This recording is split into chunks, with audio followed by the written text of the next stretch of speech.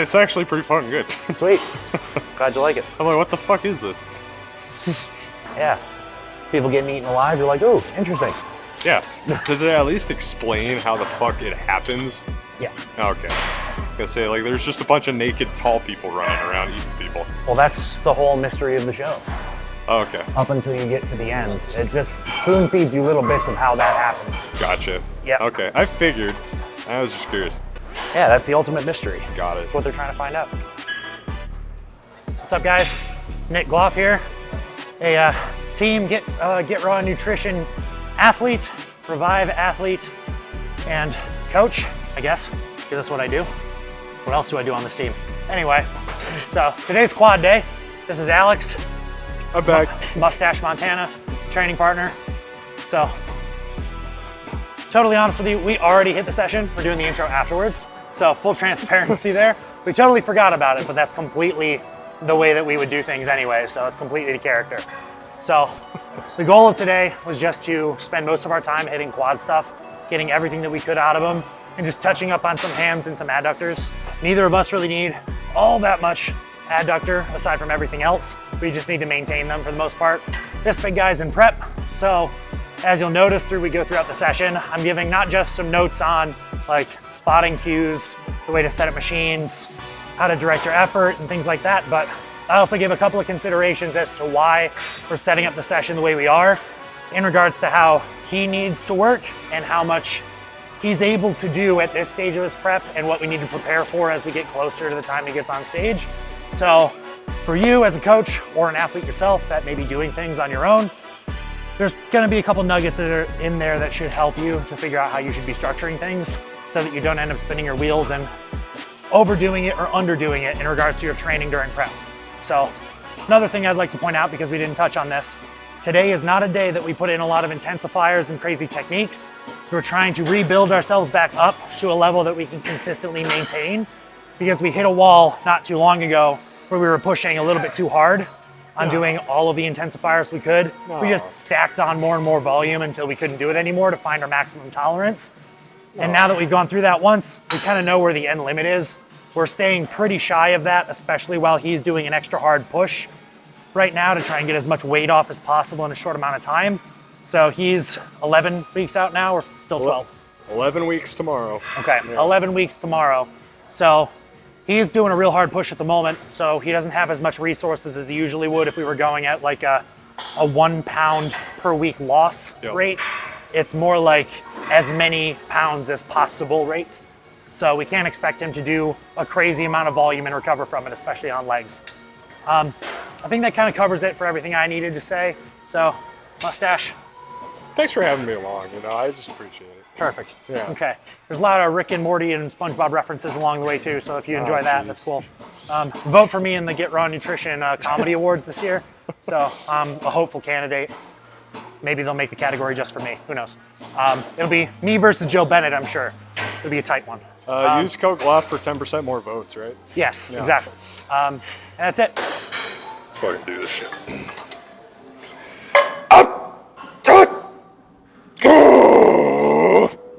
Okay. Thanks, sir. Ooh. All right, nice. I'll take it. Yeah, you should. All right. I'm gonna go down to 1. I got you. This guy's a little more ambitious on this than I am. I've been there, done that. He's stretchier than I am, so it's all right. It's different. It's a little different. I've had enough minor injuries to my adductors. I don't need more. I'd rather chase down the quality a little bit more instead of trying to get as much load as I used to. It's one of those things that you learn as you get old. 26 years old, guys. Yep. Super old. After 25, it's all downhill, as I always say. Got it. Let's go, baby. Come on. Easy.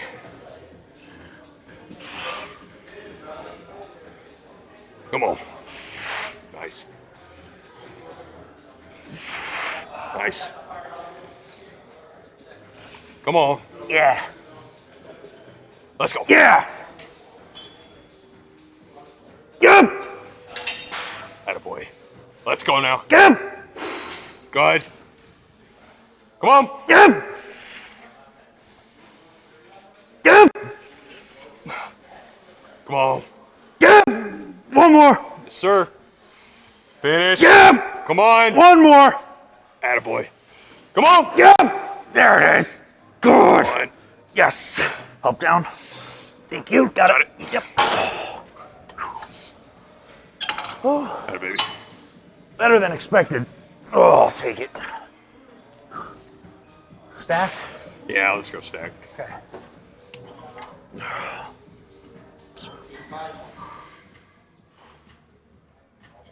Come on. Close it a little more. Let's go. You can do it. I'm so pumped. Come on. Then I'll get you there. Oh, yeah, that's good.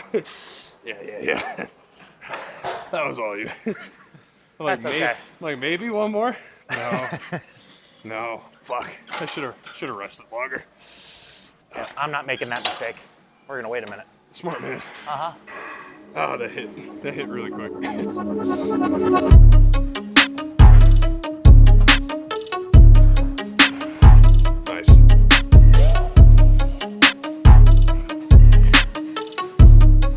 on. Let's go. Come on. Let's go. Close. Yep. Oh. Yep. Yep. Nice. Let's go. Yep.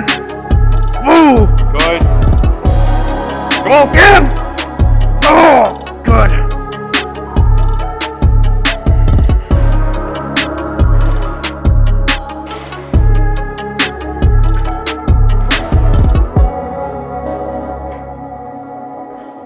Don't know where that's gonna land us. True that. There we go.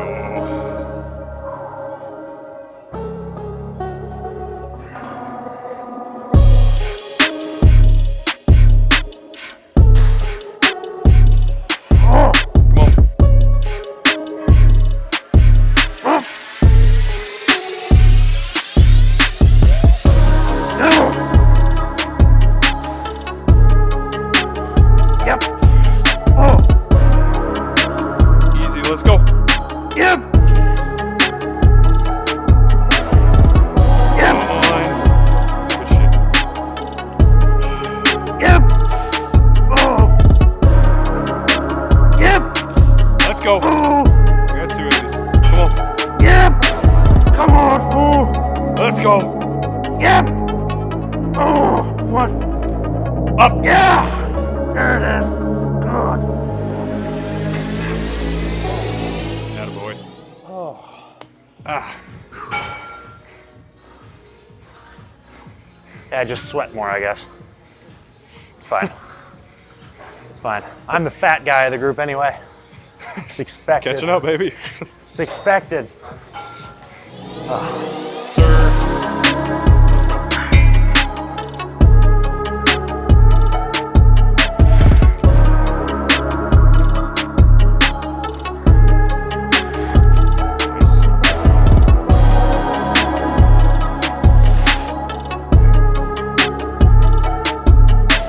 Yeah. Oh. Go, buddy. Come on. Yeah. Oh. We got three. Yep. Oh. Yep. Oh. Oh. At least one. Let's go. Yep. Good. One. Oh. Come on. Yep. Oh. Good. Oh. Oh, jeez. Attaboy. Oh, jeez, Rick. Oh, jeez. Oh, jeez, Rick. Morty.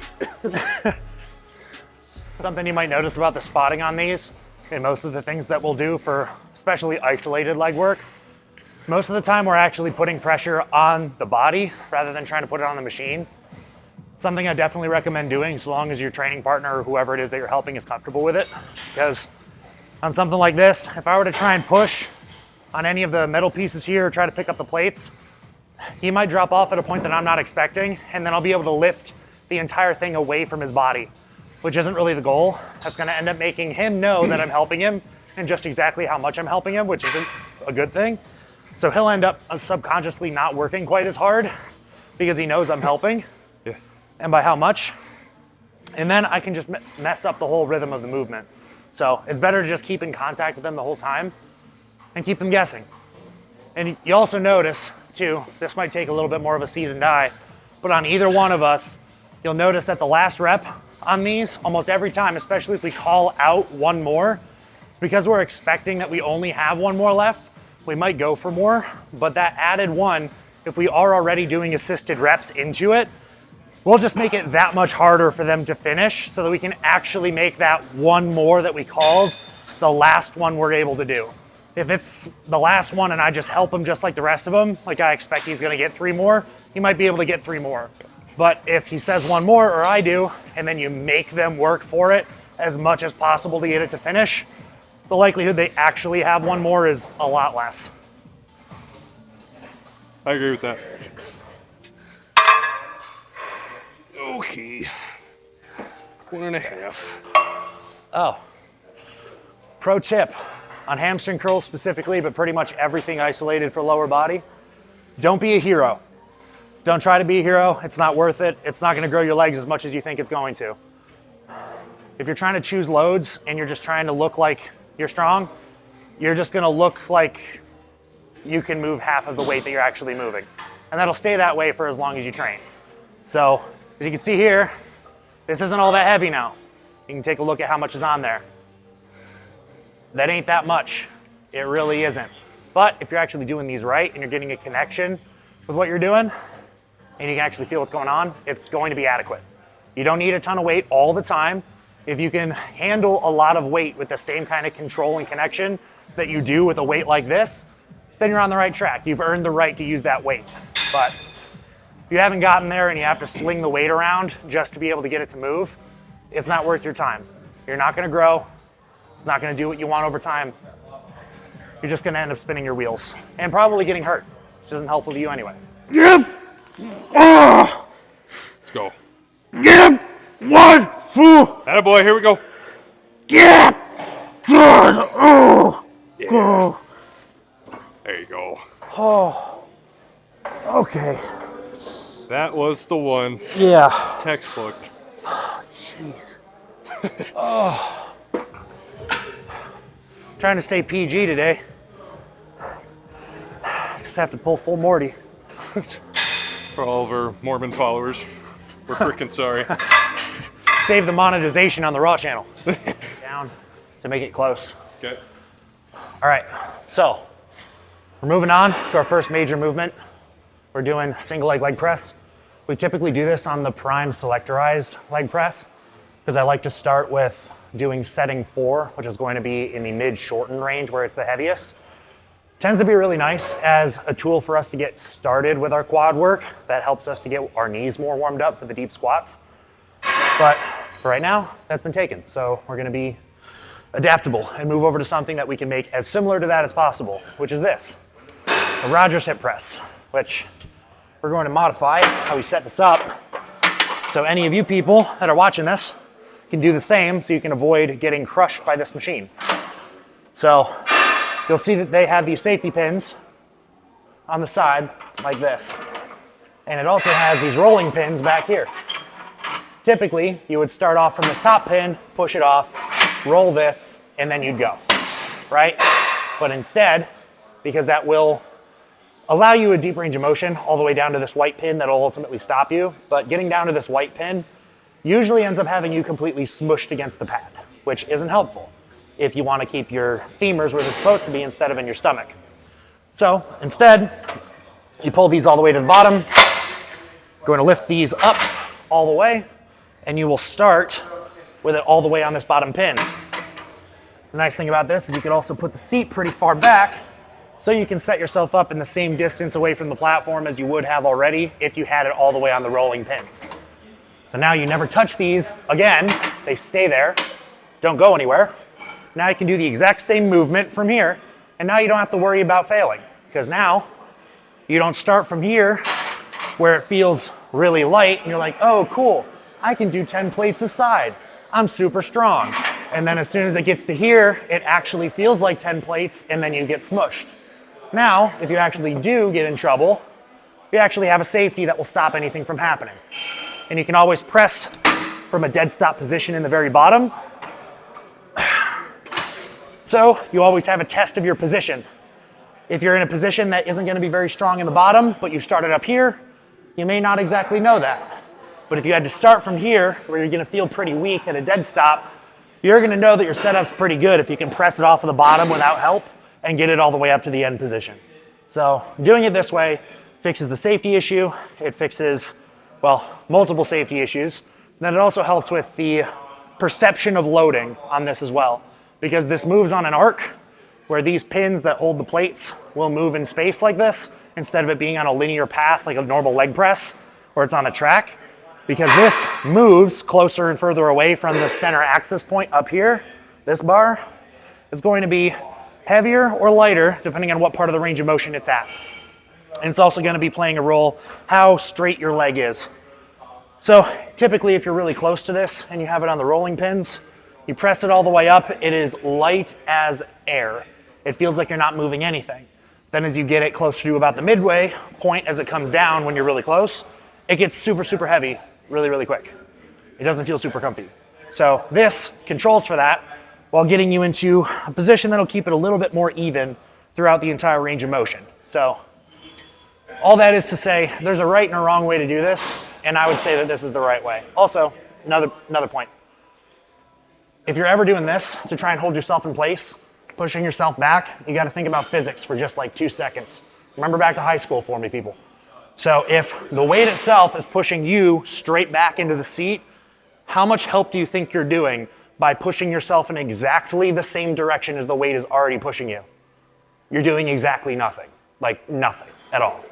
So if this is pushing you back and is pushing you up, so it's trying to get you up and out of the seat, you should be opposing it by trying to pull down, because this is trying to push you back and up. You have a seat behind you. That stops the backwards vector. That stops you. The only thing that you have left to manage is the upward vector of the platform pushing you up and around. So to do that, you don't push here. You pull from here. Make sense?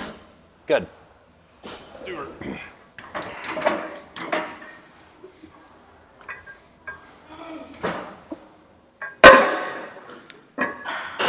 So what he's doing right now is he's putting on his butcher balm, of which you can use code Gloff to get mine. But we use this. This is an invention of Brett Wilkin, good friend of both of ours, and also on the Raw team. I'm sure everyone watching this would know him anyway.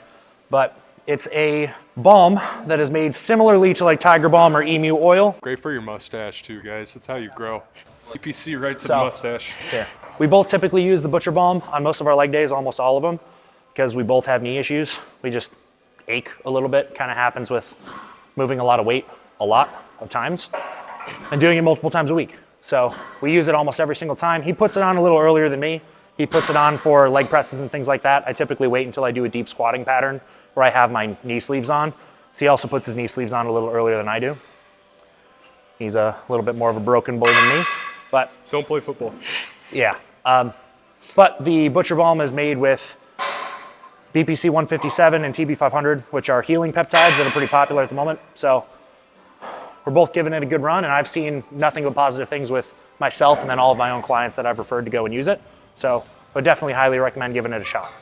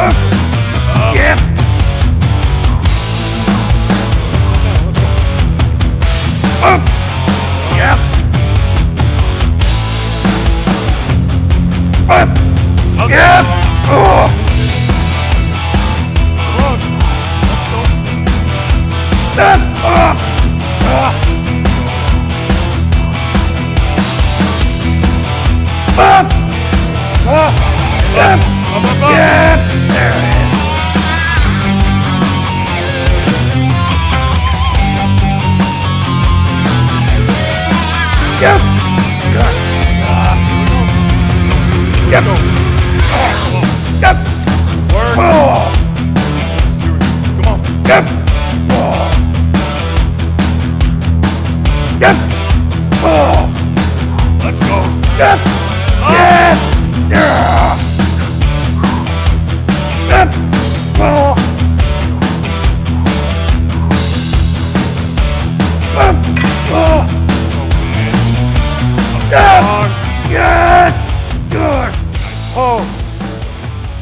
Okay. All right, we're done with that. So now we're gonna go our separate ways. What are you gonna do this time? You're doing pendulum. Right? I can't typically get comfortable on the pendulum. Yeah. I was thinking maybe I was gonna do the side by side today, but I don't think so. Okay. I think I'll give a shot to the true again, Okay. because that seems to work fairly well for me. Uh-huh. Stick to that. You'll be on Okay. pendulum. Yep. We'll move in and out between each other to make sure that we're doing Okay. okay, getting our Yep. sets done.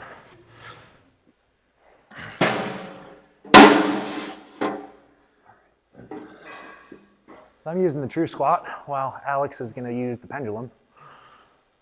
Purely because the pendulum doesn't feel all that good to me. I end up getting some right knee pain. I don't tend to get that on this. So, simple as that. You might notice too that unlike, I think it's pretty unlikely that you've ever used one of these before, but if you have and you've ever seen them, this piece, it doesn't feel all that nice. You just have your feet flat on the ground. For some people it works. For me, some of the time it can work, but most people would take a wedge if they have them and turn them the opposite way as this, so you have your heel elevated instead of your toes. I'm not a fan of that. I've actually seen somebody here actually in this gym tore their quad doing it that way very, very recently. But one of the problems with this piece that this reversed wedge fixes is that this whole rig moves backwards and around. Instead of you going straight up and down, you move backwards as you come down, so you're moving around your knees. It's almost like, it really is almost like your knee and your lower leg is trying to stay exactly where it is and you move the whole rest of your body around it. And while doing that and not getting very much knee over toe at all, you end up having a problem with having not nearly as much compressive force as you would like to have in a natural deep squat. So it doesn't feel very good on the knees typically, and it makes you feel very weak and tends to have your hips sit really far forward away from this back pad, where instead, having it set up like this with the toes elevated kind of removes that issue to a degree. Where now, since for me to come down and have my body press into this as it pushes backwards, I actually have something in front of me that I can use to push directly in the opposite direction. So if this is gonna move backwards and I'm trying to chase it backwards, having this to push my toes into will actually help me to push back into this pad so I keep tightness. I'll treat this just like any other squat. Probably should have that moved, that would help. Rather than treating this more like a hack or a pendulum where I'm trying to have everything perfectly straight and lined up, I tend to like using this more like a real squat where I allow my knees to track the way that they actually want to as I come down and stand my way back up. If I try to stay too close and come into here, I'll end up having it be more like a leg press where I run into a problem like right here, a 90-degree knee, I want to just stand right back up. And under a lot of load, that doesn't really work, you just fall. So instead, treat it like a real squat so my foot and ankle can actually do what foot and ankle likes to do as you get into a deep squat. And allow for my knee to track forward over it, keep pressure through my big toe, allow my knees to track out and back up.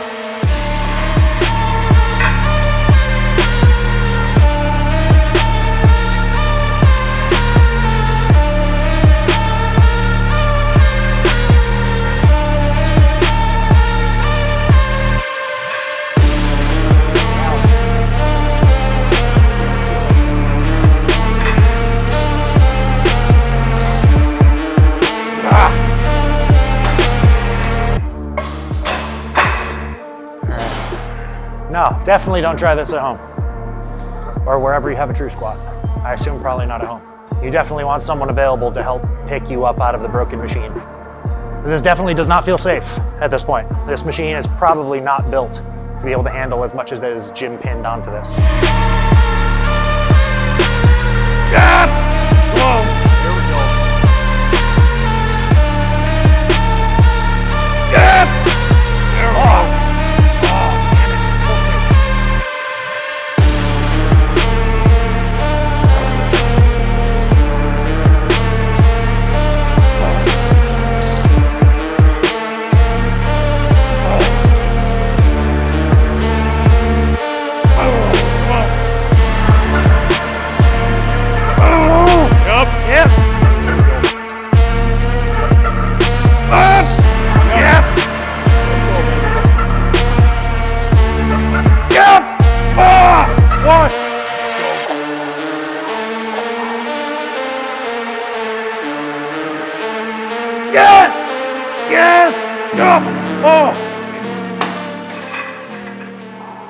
Another day at the office, right, guys? Oh, geez, Rick. Yeah. It was a lot. Always another adventure. In and out, 20-minute adventure. Yeah. A 20-rep adventure. Just me and you, Morty. Just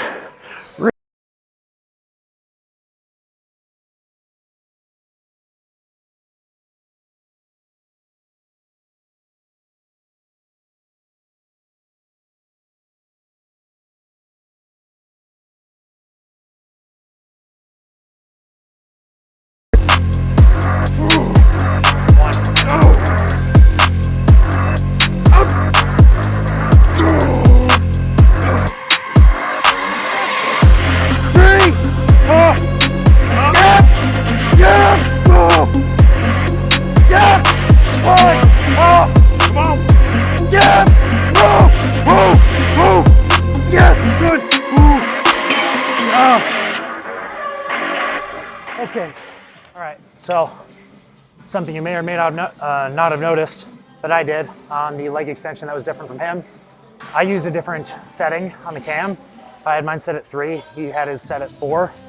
3 is fully lengthened, loaded, where you're going to feel the most tension all the way in the lengthened position with your ankle as close to your butt as possible. And for him, he had it set for setting 4, which is in the shortened quarter of the range of motion, or the shortened third, depending.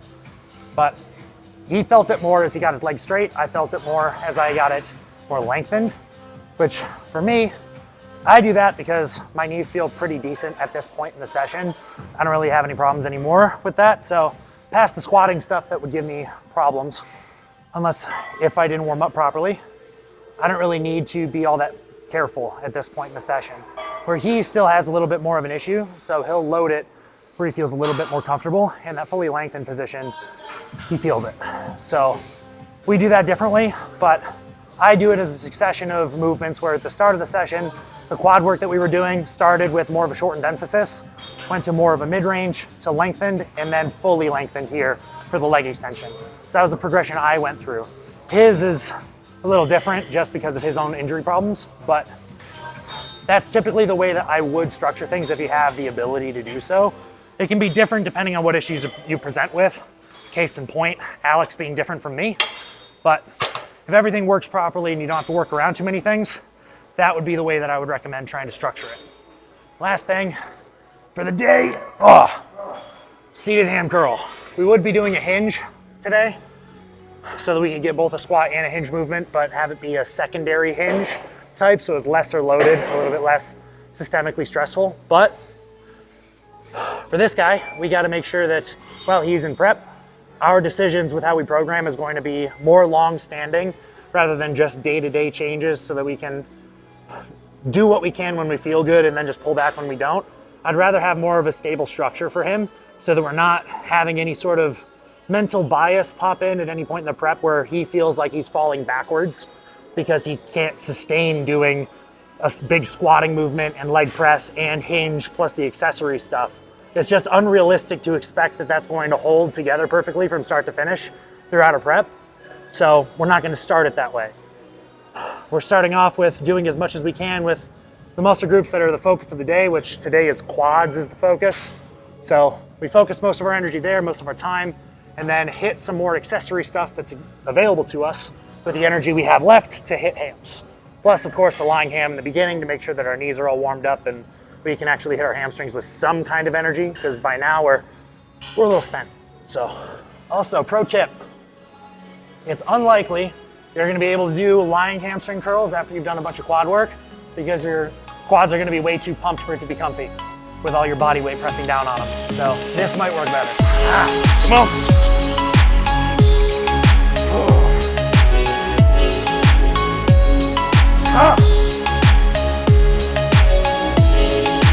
Yeah. Yeah. Oh. Yep. Oh. Yep. That's it. Good. Got it. Up. Go. Up. Oh, one. Up. God. Okay. Yeah. Yep. Oh. Yep. One. Whoa. Yep, finish. Yeah. Yep. Ah. Good. Okay. That's a wrap. Something like that. Something. This is what a retired bodybuilder looks like. This is a guy that sits on a laptop all day, just typing responses on WhatsApp. Yeah, That's what 8 ounces of Butcher Bomb does a day to you. that's right. Butcher Balm did this. Butcher Balm and get raw nutrition. Keeping all those kids on supplements. True aren't you? fact. Most of my meals are actually raw nutrition whey. Don't take my advice and do that for yourself. It's easy to do. I do it. Works out well for me. This is not financial advice. Not financial advice, not nutritional advice, not supplemental advice. But most of my meals to this day is raw whey. Not a lie. What's your favorite flavor? The chocolate peanut butter, Oh, okay. 100%. So you're a basic white guy then. Oh yeah. Okay.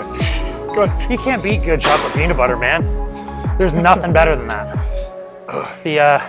The birthday cake is a close second, but that chocolate peanut butter is just, it's it.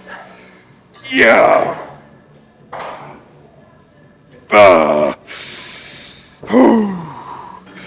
All right. Okay. Made you work for it like you did for me. I love it. How is she gonna grow hamstrings? Yeah, all right, Good shit. that's it. Yeah. You feeling it now, Mr. Krabs? Dost thou feel it now, Mr. Krabs? Bee boo boo bop, boo boo beep. Ravioli, ravioli. That's right. Yeah. Give me the formioli. All right, so we're all finished with the session. We're filming this exactly after the intro anyway, so I hope you guys all enjoyed the video. Product plugs. Get Raw Nutrition, Revive MD. Use code Gloff for anything that you get there, please. Really helps. Anyways, I guess I hope you enjoyed. See us later for more.